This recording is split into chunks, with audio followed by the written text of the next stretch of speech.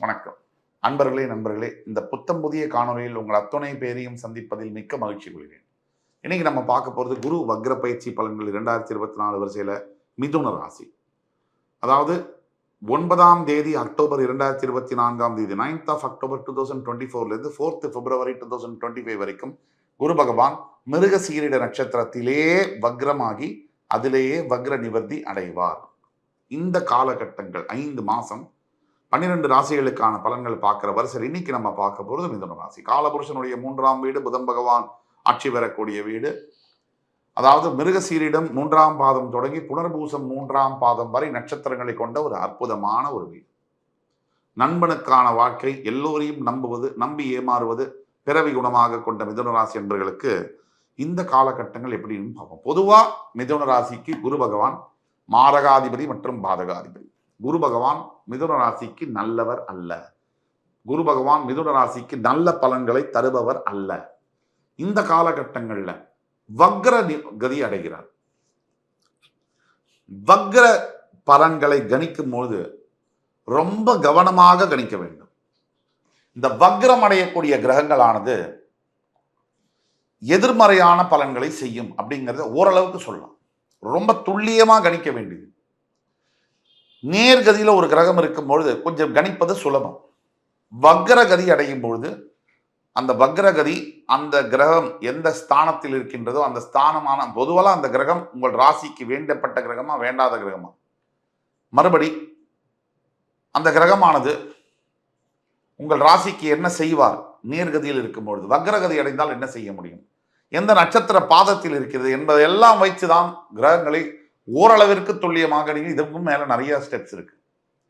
இப்ப வக்ரகதி ஆகக்கூடிய குரு பகவான் மிதுன ராசிக்கு அருமையான பலன்களை தருவார் அப்படிங்கிறது தான் சத்தியமான உண்மை. இயற்கையில் எதிரியான ஒரு கிரகம் வக்ரகதி அடையும் பொழுது தன் இயல்பு தன்மையை இழந்து எதிர்மறையான தன்மையை பெறுகிறது. உங்களை எதிர்க்க வேண்டும் என்று நினைக்கின்ற குரு பகவான் தன் இயல்பு தன்மையை இழந்து வக்ரகதியில் உங்களுக்கு நற்பலன்களை 2 மடங்காக செய்ய கடமைப்பட்டவராக மாறுகின்றார் என்பதுதான் கடவுள் மீது ஆணை. இந்த இடத்துல குரு பகவான் செய்யக்கூடிய ஒரு மிகப்பெரிய விஷயம் என்னன்னா, மிதுன ராசிக்கு எப்பவுமே அடுத்தவர்களை சுலபமாக நம்பி ஏமாறுகின்ற ஒரு குணம் உண்டு. ஆனா உலகத்துல பல பிரச்சனைகளை சந்தித்து தன் அறிவின் மூலியமாகவும் தன் உலக ஞானத்தின் அனுபவத்தின் மூலியமாகவும் கடைசியில் வெற்றி கொடியை நாட்டவே செய்வார்கள் இந்த மிதுன ராசி என்பவர்கள். எவ்வளவு பிரச்சனை வந்தா என்ன சார், நிதானத்துடனும் புத்தி கூர்மையுடனும் உலக அறிவுடனும் செயல்பட்டு கடைசியில மிதுன ராசி என்பவர்களாகி நீங்கள் தான் வெற்றி பெறப் போகிறீர்கள், வெற்றி பெறுவீர்கள். இது சத்தியம். இதுக்கும் மீறி மிதுன ராசியில நான் இருக்கேன், என்னால் வெற்றி பெற முடியவில்லை அப்படின்னா உங்களுடைய சுய ஜாதகம் காரணமாக இருக்கும்.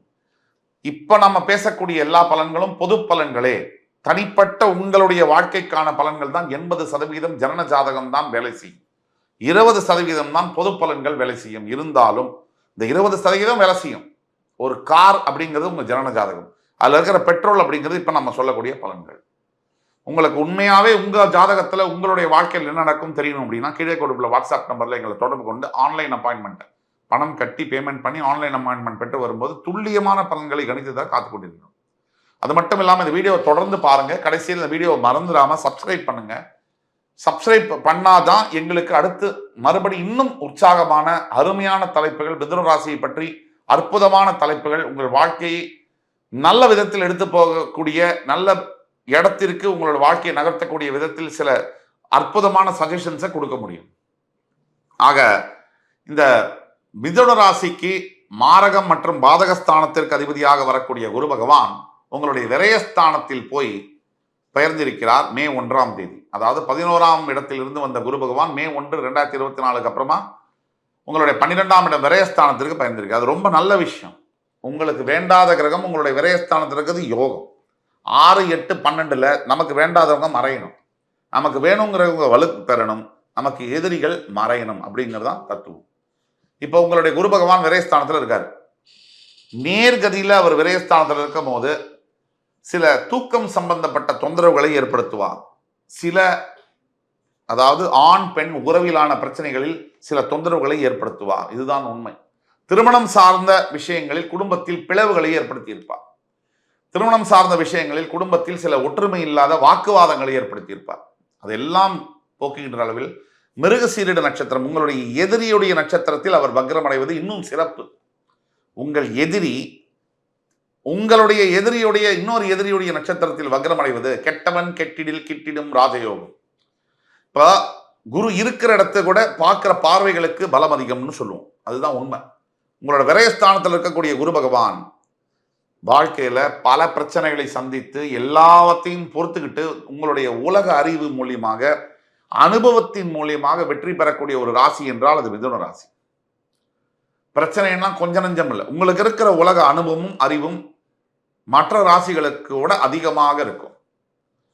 உங்களுடைய 4ஆம் இடம் என்று சொல்லக்கூடிய கன்னிராசியை 5ஆம் பார்வையாக பார்க்கக்கூடிய குரு பகவான் உங்களோட சுகஸ்தானம், உங்களுடைய நிலம், வீடு, வாகனத்தை குறிக்கக்கூடிய இடம், உங்களோட தாயாருடைய உடல் நலத்தை குறிக்கக்கூடிய இடம், அங்கே குரு பார்வை வக்ரகதியால் விழுவதால் இந்த காரகத்துவம் எல்லாம் சிறப்பு பெறும். ஒரு எடுத்துக்காட்டுக்கு, ஒரு நிலம், வீடு வாங்கக்கூடிய யோசனை இருக்கு அப்படின்னா அதை நீங்க கண்டிப்பா இப்ப நீங்க செயல்படுத்தலாம். அக்டோபர் 9 முதல் பிப்ரவரி 4 வரை மிகப்பெரிய வீடு, அசையா சொத்துக்கள் வாங்கக்கூடிய, வாகனம் வாங்கக்கூடிய யோகங்களும் வரும் உங்களுக்கு. அதே மாதிரி மூத்த சகோதரர்கள் மூலியமாக மிகப்பெரிய பலன்கள், அட்வான்ஸ் எஜுகேஷன் படிக்கணும் அப்படிங்கிறவங்களுக்கு, ஃபாரின் எஜுகேஷன் எல்லாம் படிக்கணுங்கிறவங்களுக்கு அது சாத்தியமாகும். அதே மாதிரி குரு பகவான் தன்னுடைய 7ஆம் பார்வையால் உங்கள் 6ஆம் இடத்தை பார்ப்பதனால், அதுவும் வக்ரகதியில் பார்ப்பதனால் பல மாதங்களாக ஆண்டுகளாக இருந்து வந்த கடன் சுமை, பணம் சம்பந்தப்பட்ட பிரச்சனைகள், கொடுக்கல் வாங்கல் தகராறுகள் முற்றுப்புள்ளி அடையும்.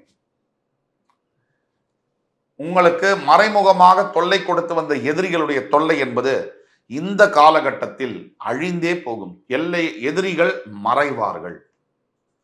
அதே மாதிரி தன்னுடைய 7ஆம் பார்வையால உங்களுக்கு மிகப்பெரிய ஒரு என்ன சொன்னா, நோய்கள் சம்பந்தப்பட்ட விஷயங்கள், உடல் உபாதைகள், உடல்ல இருக்கக்கூடிய அத்துணை பிரச்சனைகளையும் தீர்க்கக்கூடிய வகையில குரு பகவான் 7ஆம் பார்வை மகர ராசி மீது பிரவேசிக்கிறார். அதே மாதிரி அவருடைய 9ஆம் பார்வையால் உங்களுடைய 8ஆம் வீடு ஆயுள் ஸ்தானத்தை பார்க்கக்கூடிய குரு பகவான் ஏதோ அவமானம், அசிங்கங்கள் எல்லாம் சந்தித்து வந்த மிதுன ராசி என்பவர்களுக்கு அதிலிருந்து விடுதலையை தருவார்.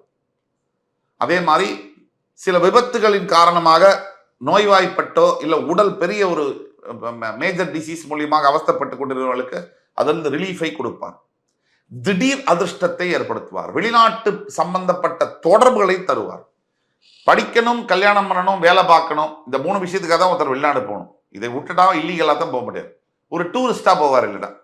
ஸோ இந்த மாதிரி வெளிநாட்டில் செட்டில் ஆக வேண்டும் என்று நினைக்கக்கூடிய லட்சோப லட்ச மிதுன ராசி என்பவர்களுக்கு இந்த குரு வக்ர பயிற்சியானது அதை சாத்தியமாக்கும். ஃபாரின்ல போய் செட்டில் ஆகிறதுங்கிறது ஈஸி இல்லை. ஃபாரின் லைஃப், ஃபாரின் எஜுகேஷன், ஃபாரின்ல மேரேஜ் ஆகி ஃபாரின்ல ஒரு வேலை பார்க்கறதுங்கிறது அவ்வளோ ஈஸி இல்லை. டோட்டலாக நம்ம நாட்டுக்கும் அந்த நாட்டுக்குரிய சிஸ்டம் வேற, விசா ப்ரொசீஜரு, அதுவும் இந்தியன்ஸுக்கு அதை கிடைக்கக்கூடிய சாத்தியக்கூறுகள் ரொம்ப டஃப். அப்படிப்பட்ட விஷயங்களை சாத்தியப்படுத்துவார் குரு பகவான். இந்த அக்டோபர் 9க்குள்ள பிப்ரவரி 4க்குள்ள நீங்க ட்ரை பண்ணீங்கன்னா மிதுன ராசி என்பவர்களுக்கு யாராவது ஃபாரின்ல படிக்கணும், வேலை பார்க்கணும், கல்யாணம் பண்ணி செட்டில் ஆகணும்னு நினைச்சீங்கன்னா இந்த காலகட்டங்கள் 5 மாச காலகட்டங்கள் உங்களுக்கு ஒரு வரப்பிரசாதமாக வருகிறது என்றால் அது கேள்வி. ஆக நம்ம செய்ய வேண்டிய தீர்வுகள் என்னன்னு பார்த்தா, முதல்ல நம்ம சொன்னோம் குரு பகவானுடைய காயத்ரி மந்திரம் மிக மிக அவசியமானது. அத்துணை ராசிக்காரர்களுக்கும் குரு பகவானுடைய காயத்ரி மந்திரம் என்பது மினிமம் ஒரு 21 முறையிலிருந்து 101 முறை வரைக்கும் அவரவர் வசதிக்கேற்ப சொல்ல வேண்டும். 2ஆம் விஷயம் என்னன்னா, உங்களுக்கு பாடம் சொல்லி கொடுத்த குருமார்களை நீங்கள் சந்தித்து அவங்களுக்கு ஏதாவது உதவி தேவைன்னா அதை செய்யும் பொழுது மிகப்பெரிய நல்ல பலன்கள் வரும். சாதாரணம் இல்லை, மிகப்பெரிய புண்ணியம் அது. அதே மாதிரி 3வது விஷயம் என்னன்னா, உங்களுக்கு அருகாமையில் இருக்கக்கூடிய நவகிரக ஸ்தலத்தில் உணவு தானமாக கொடுப்பது, உடைகள் தானமாக கொடுப்பது, எஸ்பெஷலி மஞ்சள் வஸ்திரங்களை தானமாக கொடுப்பது போன்ற விஷயங்களை நீங்கள் செய்யும் பொழுது வாழ்க்கையில் மாறா புகழும் தீரா செல்வமும் பெற்று அனைத்து யோகங்களையும் பெற்று விளங்குவதற்கு உங்களுக்கு குரு பகவான் வழி செய்வார். என் உயிரினும் மேலான மிதுன ராசி என்பவர்களே, அடுத்து வரும் காணொலியில் மறுபடி இதைவிட அற்புதமான தகவல்களுடன் ரொம்ப அருகான தலைப்புடனும் உங்களை மறுபடி சந்திக்கும் வரை உங்களிடமிருந்து விடைபெறுவது உங்கள் சுபாஷ் பாலகிருஷ்ணன். நன்றி, வணக்கம், வாழ்க வளமுடன்.